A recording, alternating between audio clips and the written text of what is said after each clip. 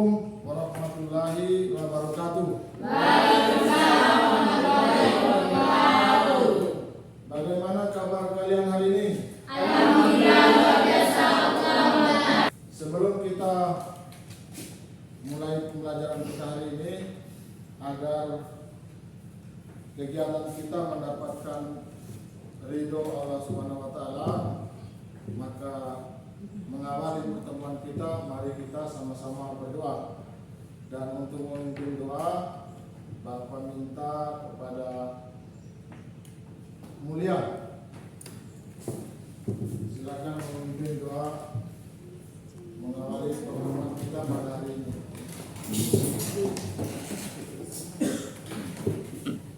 Teman-teman, marilah kita berdoa. A'udzubillahi minasyaitonirrajim. Bismillahirrahmanirrahim. Rabbi zidni ilman warzuqni fahman. Amin. Anak sekalian, selanjutnya Bapak mau cek kehadiran kita pada hari ini. Yang pertama, Jamil Sati Isdan hadir. Samsudin hadir. A'udzubillahi minasyaitonirrajim. Bismillahirrahmanirrahim.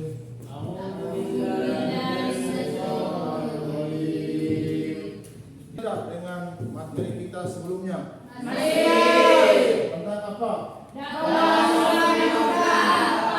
Tentang dakwah Rasulullah SAW di Mekah. Bisa dijelaskan poin-poin penting terkait dengan dakwah Rasulullah di Mekah? Yang diajarkan Nabi selama di Mekah adalah tentang tauhid dan akhlak. Ya, itu poin-poin penting terkait dengan dakwah Rasulullah di Mekah. Nah, pembelajaran kita kali ini yaitu tentang adapun tujuan pembelajaran. Yang pertama, menjelaskan faktor-faktor yang mendorong hijrah Nabi Muhammad SAW ke Madinah dengan benar. Yang keempat, menjelaskan strategi dakwah Nabi Muhammad SAW di Madinah dengan benar. Yang kelima, menjelaskan perilaku mulia dari perjuangan dakwah Rasulullah di Madinah dengan benar. Setelah tadi Bapak sampaikan tujuan pembelajaran kita pada hari ini, maka kegiatan selanjutnya adalah karena kita menggunakan model project based learning, maka sebentar lagi Bapak akan membagikan kalian ke dalam 4 kelompok, di mana nanti masing-masing kelompok akan mengerjakan tugas sesuai dengan instruksi. Lalu setelah itu setiap kelompok akan melakukan shopping ilmu. Nanti kita akan terjadi transaksi jual beli ilmu. Kelompok yang lain akan memberi ilmu ke kelompok lain, sebaliknya juga demikian. Baik anak-anakku sekalian, silakan kalian membentuk 4 kelompok. Mulai dari Samsudin, silakan bentuk 4 kelompok, masing-masing 3. Ya, silakan. Berikan juga dari kelompok yang silakan pilih kelompoknya masing-masing.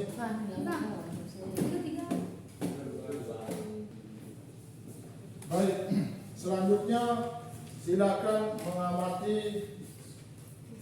berbagai referensi. Boleh kalian lihat di Google, boleh juga boleh kalian browsing di Google atau YouTube, boleh juga dengan referensi yang ada, buku paket, juga slide PowerPoint atau materi yang tadi Bapak bagikan. Kelompok 1 menganalisis tentang faktor-faktor yang mendorong, yang mempengaruhi atau yang mendorong Nabi Muhammad SAW hijrah ke Madinah. Apa saja itu? Kemudian kelompok 2 menjelaskan strategi dakwah Nabi Muhammad SAW ketika sampai di Madinah. Apa saja strategi yang dilakukan oleh Nabi. Kemudian yang ketiga yang perlu dikerjakan oleh kelompok 3 adalah menjelaskan tahapan-tahapan dakwah awal Nabi Muhammad SAW Di Madinah. hijrah di Madinah.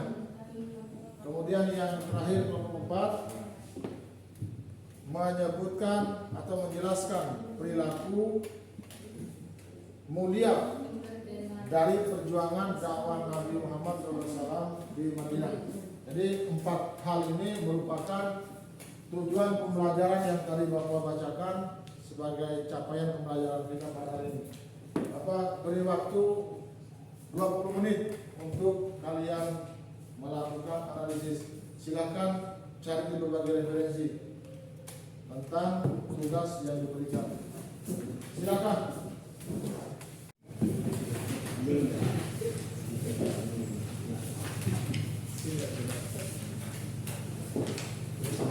Ya, ada kesulitan kelompok 1. Kelompok 2 bagaimana? Sudah ketemu jawabannya? Kelompok 3 bagaimana? Masih mencari. Kelompok 4 bagaimana? Masih dalam proses. Ya, silakan. Silakan kalian berdiskusi kecil-kecilan untuk merumuskan apa saja dari hasil kerja kalian, sehingga pada saatnya nanti kalian akan melakukan jual beli ilmu di masing-masing kelompok. Silakan.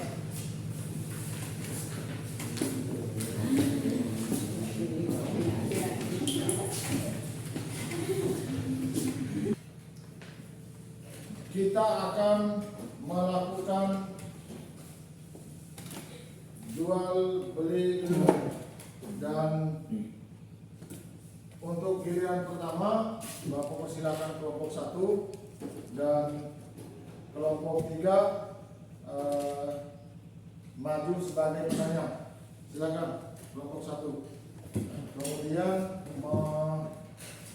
menjelaskan terkait dengan gambar yang tadi dibuat dan kira-kira menjelaskan tentang apa.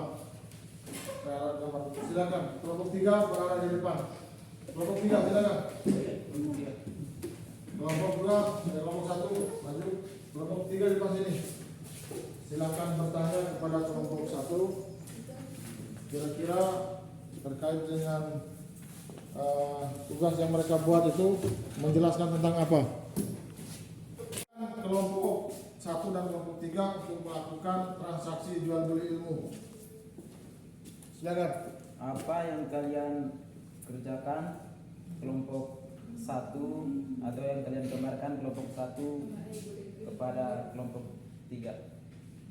Yang kami gambarkan adalah faktor yang mengaruhi hijrah Nabi Muhammad di Madinah. Apa yang kalian jelaskan tentang gambaran materi yang kalian buat tadi? Jadi gambaran yang kami buat adalah strategi dakwah Nabi Muhammad SAW di Madinah. 1. Membangun masjid. 2. Mempersatukan persaudaraan sesama umat muslim, dalam hal ini kaum Ansor dan kaum Muhajirin. 3. Membentuk piagam Madinah. 4. Dakwah. Bagaimana kelompok 4? Mengerti? Baik, kalau begitu kita beri aplaus kepada kelompok 4 dan kelompok. Silakan kembali ke tempat. Ya, mulai. Gambaran apakah yang kalian kerjakan tentang materi tadi? Jadi kami tadi menjelaskan tahapan-tahapan dakwah awal Nabi Muhammad SAW di Madinah.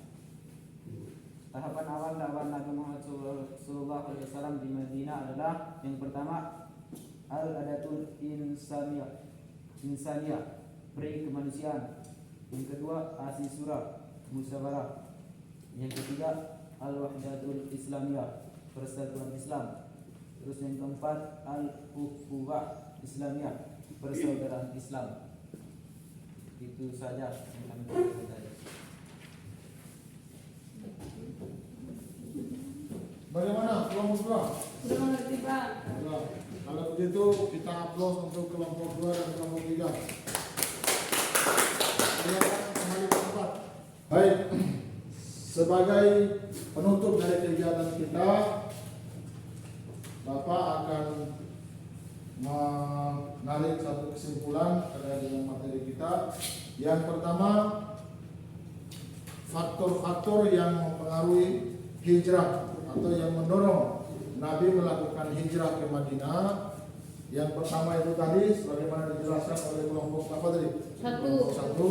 Yang pertama, karena beratnya beban dakwah yang dirasakan Nabi sepeninggal istri dan paman beliau, di mana kita ketahui bersama bahwa paman dan istri Nabi, dalam hal ini Siti Khadijah, merupakan pembela utama dakwah Nabi dari rombongan, gangguan serta ancaman kaum kafir Quraisy di Mekah.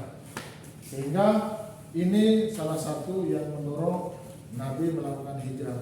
Kemudian yang kedua, faktor yang kedua itu adalah terkait dengan pada tahun 1612 Masehi ada 16 orang kaum penduduk Yathrib yang mendatangi Rasulullah di Bukit Aqabah, lalu mereka menyatakan atau mengikrarkan diri untuk memeluk Islam.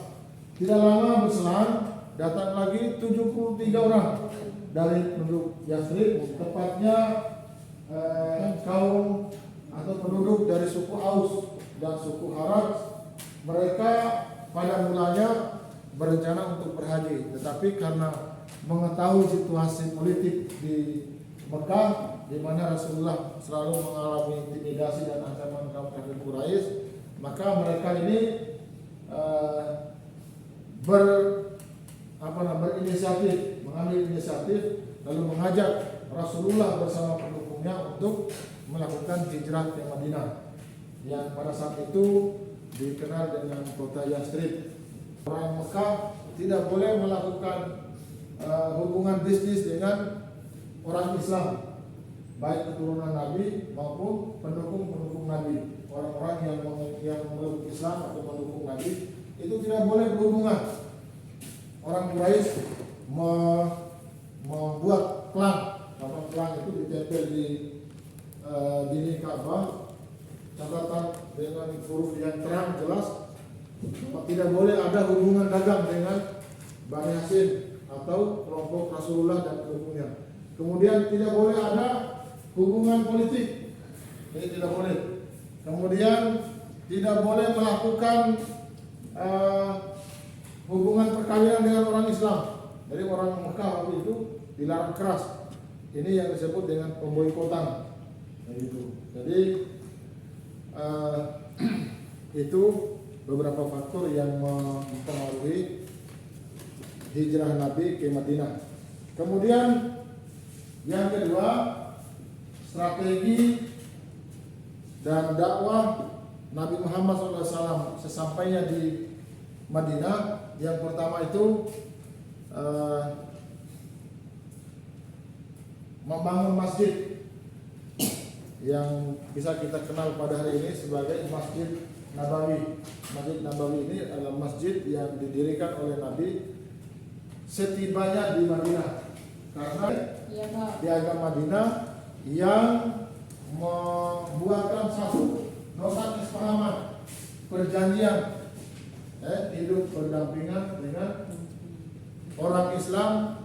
Harus orang Islam sebagai kelompok mayoritas di Madinah pada itu harus bisa menjamin keamanan non-muslim sebagai kelompok minoritas. Demikian juga dengan non-muslim harus bisa menjaga keamanan dan ketertiban, tidak melakukan tindakan-tindakan yang mengganggu ketertiban dan keamanan masyarakat Madinah pada saat itu. Inilah hal-hal yang dilakukan oleh Nabi pada saat hijrah ke Madinah sebagai strategi dakwah beliau. Demikian pertemuan kita pada hari ini, mudah-mudahan bermanfaat. Sebelum kita tutup, Bapak mau menanyakan kepada kita semua, apakah pembelajaran kita hari ini menyenangkan? Menyenangkan. Baik, alhamdulillah. Semoga ilmu kita bermanfaat. Nanti kita bertemu lagi pada materi selanjutnya. Terima kasih atas perhatian kita semua. Wabillahi taufiq wal hidayah. Assalamualaikum warahmatullahi wabarakatuh. Waalaikumsalam warahmatullahi wabarakatuh.